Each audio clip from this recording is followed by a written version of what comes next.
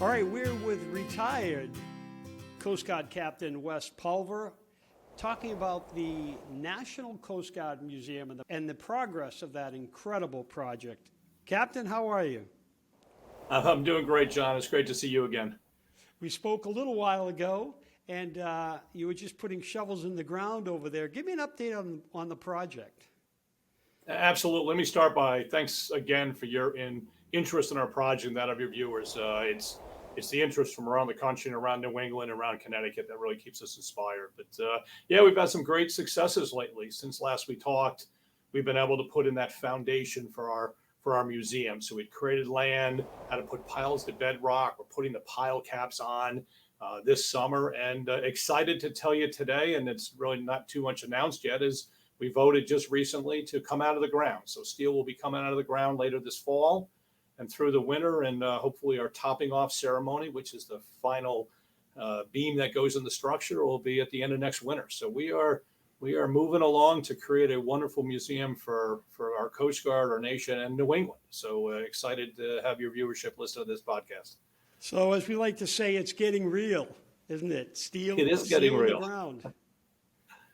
Yeah, we've always said when we come out of the ground, that's when it really gets interesting and folks will see it. And that's really this fall when the steel comes out of the ground. We still have some work to do on construction. It'll be a pretty active construction site until the fall. And then steel goes up. And we're looking forward to that day.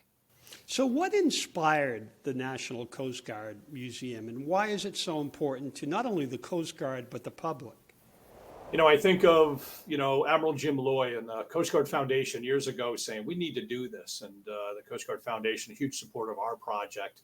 And Admiral Jim Loy, who was once commandant on our board today, and sort of started this conversation about a museum. And then when he started putting it together, what is it? It's a home for our Coast Guard. It's not just a museum. It's a home for the service.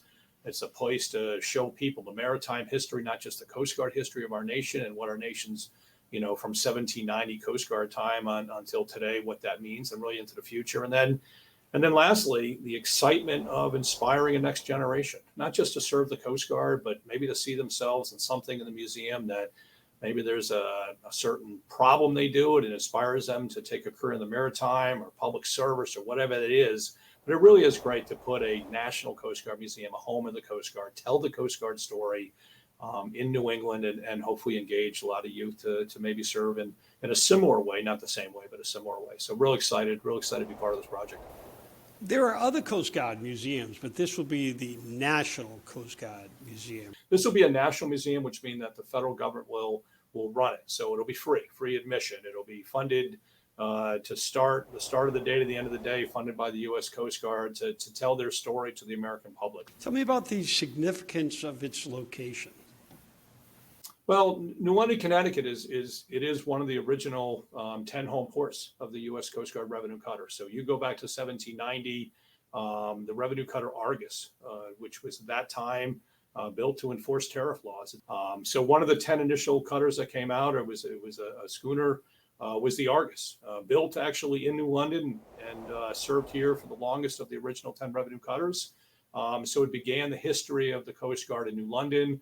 Interestingly, some of the lighthouses were here even before, but really they celebrate 1790 as the beginning of the Coast Guard. And since that time, there's been cutters here. There has been our advanced school training for our enlisted. Our sessions were done here for a few years during World War II. Our Coast Guard Academy is here. Our Leadership Development Center is here, as well as our Marine Safety Lab, Coast Guard Bark Eagle station. It's a busy port for the U.S. Coast Guard. And New London will tell you they're Connecticut's Coast Guard city as well. So an established title to the town, being the 16th Coast Guard city around the nation. So it's a great home port.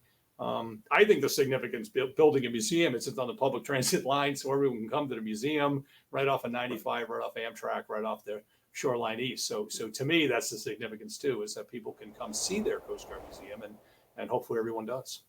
Now, it'll be the home base. It'll be the home port for a vessel you've spent a little time on, the Bark Eagle, right? Yeah, over my left shoulder here is the Coast Guard Bark Eagle, a war reparation. Coast Guard took it in 1946 and has been training its future officers, some bosun mates on it, A-schoolers direct commission folks, we train, we let people go out and experience what it is to be on the ocean, cold, wet, and tired. And so the vessel off right behind me here is just a real privilege for me to be on board. But what it's important to the U.S. Coast Guard to give people that experience, because the people we serve are the people out on the water. And Eagle challenges you. You're not doing it by pushing a button. You're hauling on lines. I like to tell people it's the world's greatest ropes course, and it really challenges our future leaders of our service and lets them know what it means to be in the environment. So will they let you take the helm to bring the Bark Eagle in one more time? Or, come on, you still got it, don't you? Well, admittedly, the current commanding officer, Captain Jessica Razzie Oaks, is a dear friend. She was my executive officer. So I think if I asked her, she'd probably say no. She'd say it's her turn. But no, the leadership in Eagle, we all know each other because it's such a unique vessel we tend to serve. Like I did a second in command before I commanded her, and Jess is the same way. But no, it's fun. I feel like it's still part of my family. I'll go see the crew. They all know me. It's a special crew that serves on there. They work so hard, just like all the young men and women of the Coast Guard. And you'd be shocked. I once in a while I bring people on and they go, "Who are they?" And the crew members might be 19 years old and they're doing amazing things. So it's really it's great to see and great to be on board. It's a unique situation. You're building it through funding, through public funding, correct? Then you hand the keys over to the U.S. government. And they run. Our goal is to put ourselves out of business. So what Good. we are doing is we're trying to raise $50 million private. It's overall $150 million capital campaign. There has been considerable federal money put into the campaign. The Connecticut delegation has been extraordinary and to put funds towards this.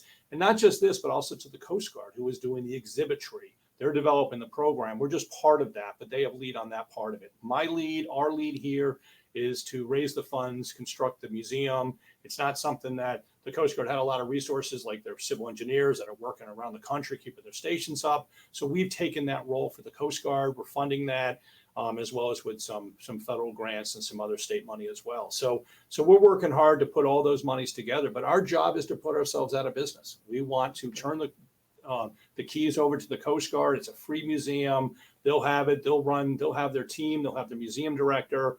We'll probably have a small support role. So when they want to bring in a special speaker that you can't do with appropriated federal money, we can do things like that. But it's clearly they will take lead of this museum the minute I turn it over.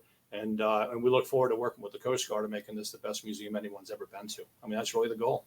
So we want to make it known, even though steel's in the ground, you're still accepting donations and the fundraising. We are still accepting donations. The website's incredible. It just to take a look at the renders and have a look at what the completed project look like. It's phenomenal. You think of a little National Coast Guard museum, a little house somewhere with some exhibits. No, this is the real deal. This is of Washington D.C. museum status. I mean, this is going to be a big one, right?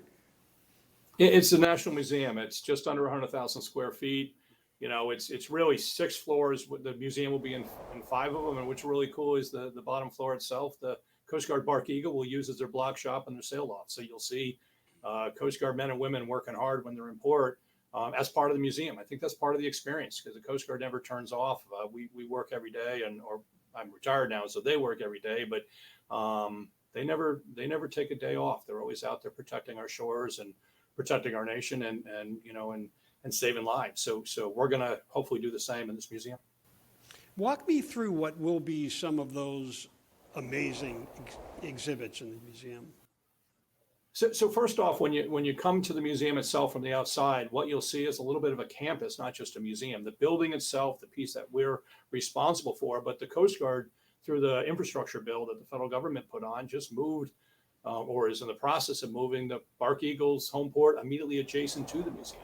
So they had to upgrade the pier, do some dredging, but having Eagle there right on the waterfront. There's some finger piers the city of New London operates, and we work phenomenally well with the city. There'll probably be some smaller Coast Guard vessels there as well. When you look at the museum itself from outside the museum, on the east side towards the Thames River, this historic river that we're on, there's sails. It's a big sail component. Not that it's going to sail away, at least we hope it doesn't, but it's just beautiful model, beautiful design that shows sails. And then as you walk in this huge atrium, it's really a 5 story HRAM, there's a Sikorsky Lockheed Martin H-860J Jayhawk helicopter with a rescue swimmer, and it's the full helicopter. Give you a size in a museum. It's the helicopter there with the rescue swimmer, and you're going to really, really feel you're part of it. And you're not even in the museum yet. At this point, you're still about to walk into the museum, and then within the museum, it's the exhibits, the cafe, the auditorium, which has also got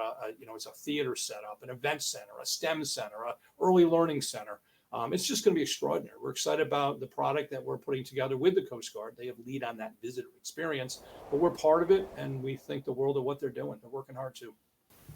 So take me back to what gave birth to this concept. So the concept had been around for many, many years. And at the time, the concept was the Coast Guard would use only appropriated funding for many years. They thought it through.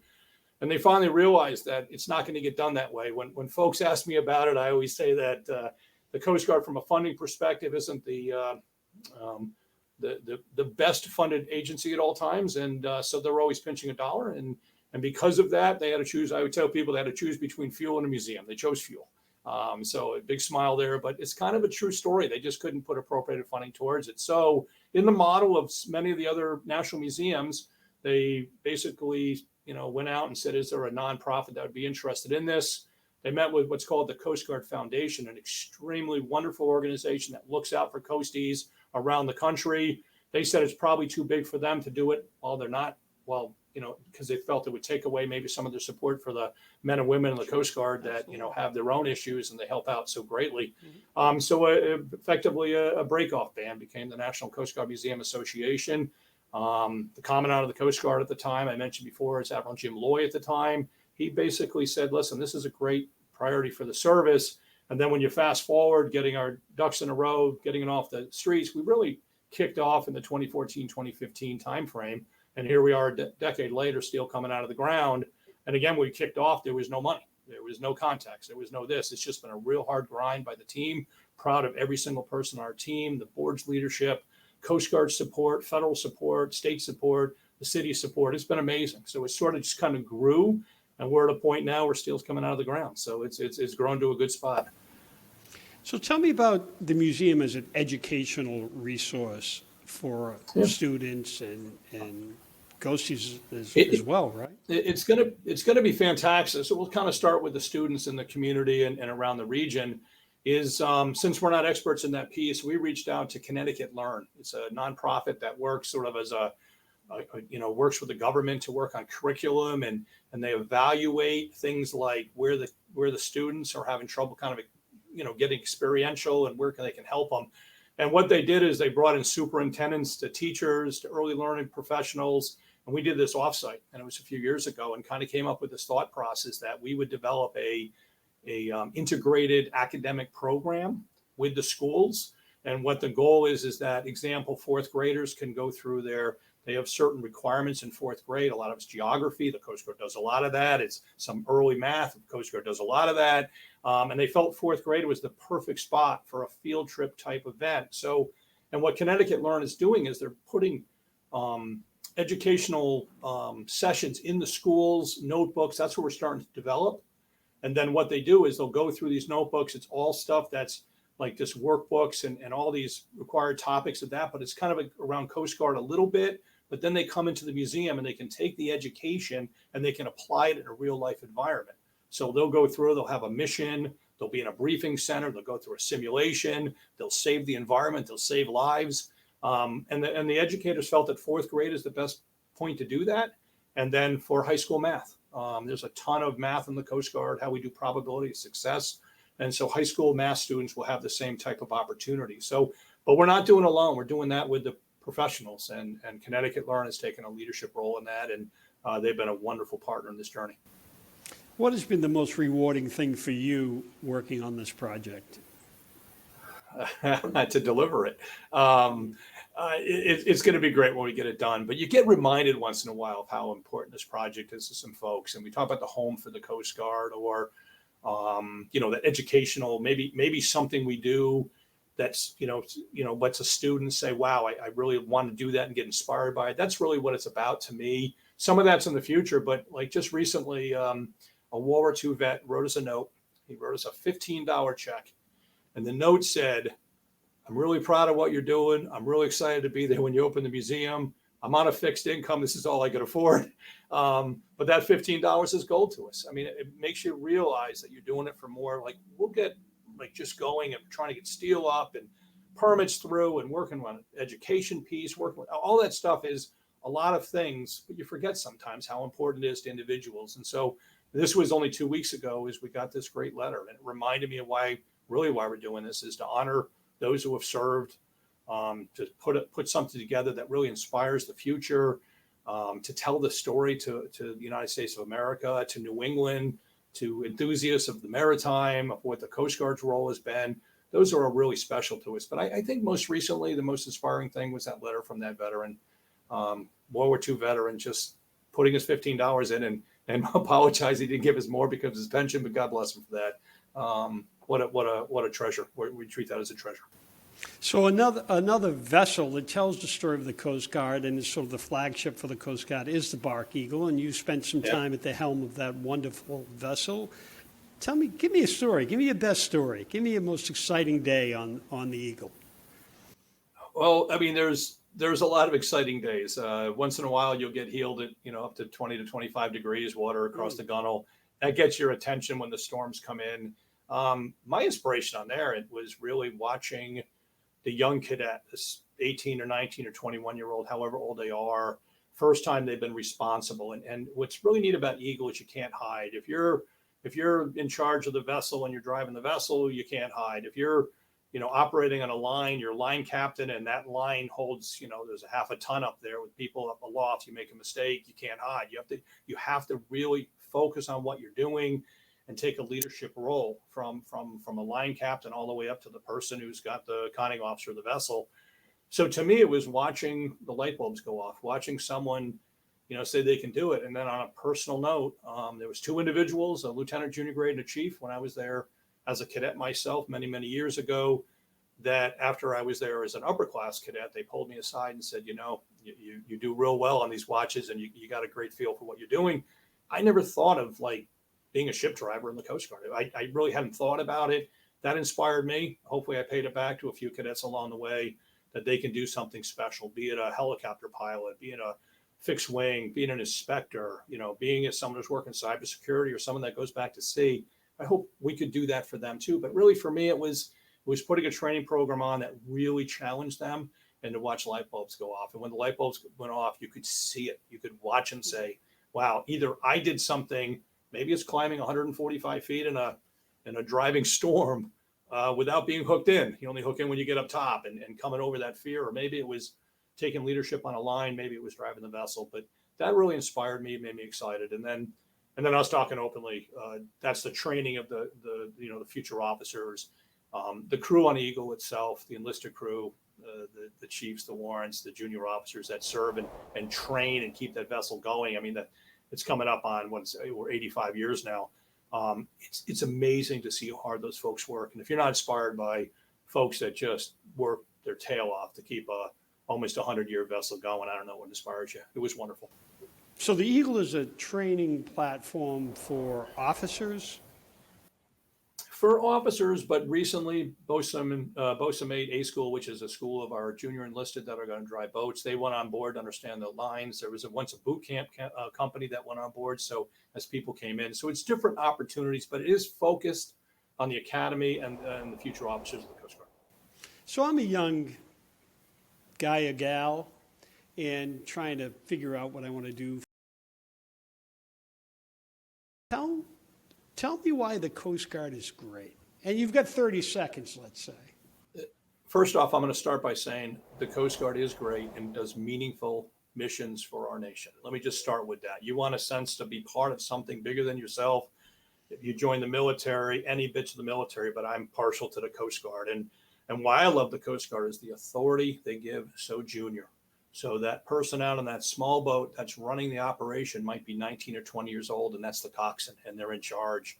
I was a patrol boat skipper at 24. My friends were pilots on the helicopters at 24, 23, leading the rescues. I always thought about the Coast Guard is that they give so much authority out at a junior level, and they really trust you to do a great job and work with your team. And I always felt that for that reason, the Coast Guard was wonderful. And then the missions, and again, it goes back to the missions we're going to highlight in the museum, but, you're a law enforcement official on the seas. Maybe you're stopping cocaine coming across, or, if, we still have people out there keeping the Saudi Arabia and the Gulf safe, and the oil platforms pumping oil as the economy out there to keep Iraq stable.